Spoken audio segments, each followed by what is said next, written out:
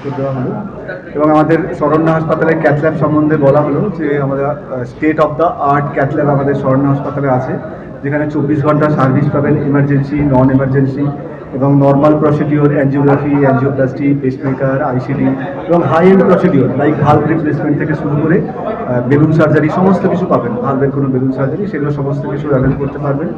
আমাদের ওপিডি সব দিন হয় এখানে।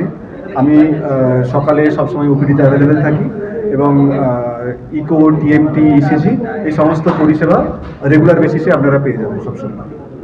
শরণদার কি আপনাদের যে ক্লিনিক খোঁজবাগানে আছে সেখানে কি আপনি অ্যাভেলেবেল থাকবেন? হ্যাঁ, সেখানেও আমি অ্যাভেলেবেল থাকবো। টাইমিং কিছু আছে? ওটা ইউজুয়ালি সকাল 10টা থেকে 12টা। মূলত স্যার হার্টের দু একটা সিমটমের ব্যাপারে যদি বলতেন।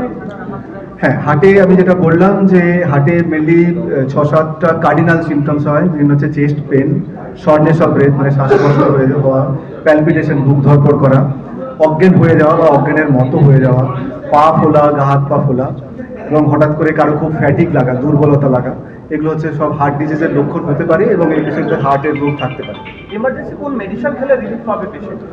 যদি কোনো পেশেন্টের হার্ট অ্যাটাক হয় তো সঙ্গে সঙ্গে 3টে এমার্জেন্সি মেডিসিন ঘরে থেকেই নিয়ে নেওয়া উচিত। একটা হচ্ছে ইকোস্প্রিন 300 থেকে 325 mg, ক্লোপিডোগ্রেল 300 mg এবং অ্যাটোরভাস্ট্যাটিন 80 mg। এই 3টে মেডিসিন সবসময় নিয়ে তারপর ডাক্তারবাবুর কাছে প্রেজেন্ট থাকা উচিত। এবং ধরুন কোনো হার্ট ফেলিওরের পেশেন্ট আসছে, তাকে সঙ্গে সঙ্গে আপনি যদি সম্ভব থাকে ল্যাসিক্স ইঞ্জেকশন দিলেন যাতে করে সাময়িক সে রিলিফ পায়। এই জিনিসগুলো করে দেওয়া উচিত।